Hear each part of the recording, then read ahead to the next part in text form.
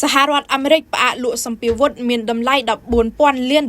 ទៅឲ្យកោះតៃវ៉ាន់ដោយហេតុផលសង្គ្រាមនៅអ៊ីរ៉ង់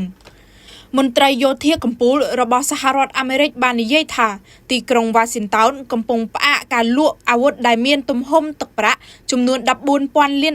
ទៅឲ្យកោះតៃវ៉ាន់ដើម្បីរក្សាទុកអាវុធសម្រាប់សង្គ្រាមរបស់ខ្លួននៅលើប្រទេសអ៊ីរ៉ង់រដ្ឋមន្ត្រីកងទ័ពជើងទឹកស្ដីទីលោកហុងកៅបានផ្ដល់ព័ត៌មានថ្មីៗដល់សមាជិកសភានៅអំឡុងពេលសវនាការព្រឹទ្ធសភានៅថ្ងៃប្រហ័សម្សិលមិញនេះ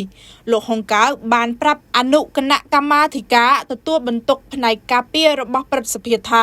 ឥឡូវនេះយើងកំពុងមានផ្អាកមួយដើម្បីប្រកាសថាយើងមានអាវុធដែលយើងត្រូវការសម្រាប់ Epic Fury ប៉ុន្តែយើងគ្រាន់តែធ្វើឲ្យប្រកាសថាយើងមានអ្វីគ្រប់យ៉ាងហើយការសម្រេចចិត្តណាមួយដើម្បីឆ្ពោះទៅមុខជាមួយនឹងការលក់ដែលនឹងក្លាយជាការផ្ទេរអាវុធធំបំផុតដែលមិនធ្លាប់មានទៅតៃវ៉ាន់ហើយនឹងត្រូវបានធ្វើឡើងវិញដោយរដ្ឋមន្ត្រីការពារជាតិ Pete Hegseth និងរដ្ឋលេខាធិការ Marco Rubio សង្គ្រាមត្រូវបានផ្អាកចាប់តាំងពីសហរដ្ឋអាមេរិកនិងអ៊ីរ៉ង់បានព្រមព្រៀងបទច្បាញ់គ្នានៅថ្ងៃទី8 ខែមេសាប៉ុន្តែភាគីទាំងពីរមិនទាន់ឈានដល់កិច្ចព្រមព្រៀងសន្តិភាពអចិន្ត្រៃយ៍នៅឡើយទេសហភាពអាមេរិកបានអនុម័តកញ្ចប់សម្ភារវុធសម្រាប់តៃវ៉ាន់ក្នុងខែមករាប៉ុន្តែការលក់តម្រូវឲ្យចុះហត្ថលេខារបស់លោកត្រាំដើម្បីឆ្ពោះទៅមុខប្រសិនបើត្រូវបានអនុម័តការលក់នឹងលើសពីកញ្ចប់សម្ភារវុធចំនួន$11,000 លានដែលបំបែកកំណត់ត្រាសម្រាប់តៃវ៉ាន់ដែលត្រូវបានអនុម័តដោយត្រាំនៅក្នុងខែធ្នូយោងតាមសារព័ត៌មានតៃវ៉ាន់ FTV News បានឲ្យដឹងថានាយករដ្ឋមន្ត្រីតៃវ៉ាន់លោកកូចុងតៃបានប្រាប់អ្នកយកព័ត៌មាននៅថ្ងៃសុក្រនេះថាតៃវ៉ាន់នឹងបន្តទិញអាវុធទៀតលោកវីលៀមយ៉ាងអ្នកវិភាគជាន់ខ្ពស់សម្រាប់អាស៊ីភាគឦសាននៃក្រុមហ៊ុន Crisis Group បាននិយាយនៅក្នុងសារបង្ហោះតាមប្រព័ន្ធផ្សព្វផ្សាយសង្គមថាការផ្អាកនេះនឹងធ្វើឲ្យមានការមន្ទិលសង្ស័យកាន់តែខ្លាំងឡើងអំពីការគាំទ្ររបស់សហរដ្ឋអាមេរិកនៅតៃវ៉ាន់និងធ្វើឲ្យមានការលំបាកសម្រាប់រដ្ឋាភិបាលតៃវ៉ាន់ក្នុងការស្នើសុំថវិកាការពារជាតិបន្ថែមសម្រាប់អនាគតដ៏ខ្លីខាងមុខនេះលោកត្រាំដែលបានបញ្ជាក់ថា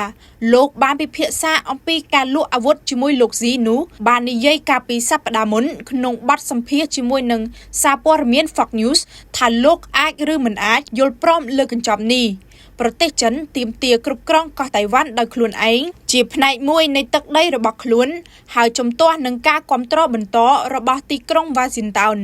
រដ្ឋាភិបាលសហរដ្ឋអាមេរិកមិនទទួលស្គាល់តៃវ៉ាន់ជាផ្លូវការទេប៉ុន្តែបដិញ្ញាជួយកោះនេះឲ្យការពារខ្លួនក្រោមច្បាប់ទំនាក់ទំនងតៃវ៉ាន់ឆ្នាំ1979ដែលបានអនុម័តភ្លាមបន្ទាប់ពីទីក្រុងវ៉ាស៊ីនតោនបានផ្ដាច់ទំនាក់ទំនងការទូតជាមួយនឹងតៃប៉េលោកត្រាំបានបន្តធ្វើតេស្តស្ថានភាពនៅលើកោះតៃវ៉ាន់តាមវិធីផ្សេងទៀតដោយបាននិយាយនៅដើមសប្តាហ៍នេះថាលោកនឹងពិចារណានិយាយជាមួយប្រធានាធិបតីតៃវ៉ាន់លោកវីលៀមឡៃឈីងទីអំពីកិច្ចព្រមព្រៀងសម្ភារវុធទង្វើបែបនេះនឹងធ្វើឲ្យខូចដល់ពិធីសារការទូតរយៈពេល4ទសវត្សរ៍ប្រឆាំងនឹងការចរចាដោយផ្ទាល់ជាមួយមេដឹកនាំតៃវ៉ាន់ហើយធ្វើឲ្យមានការខឹងសម្បារពីទីក្រុងប៉េកាំងត្រាំបានសន្ទនាតាមទូរស័ព្ទជាមួយអតីតប្រធានាធិបតីតៃវ៉ាន់សៃអ៊ីងវិនបន្ទាប់ពីការឈ្នះឆ្នោតឆ្នាំ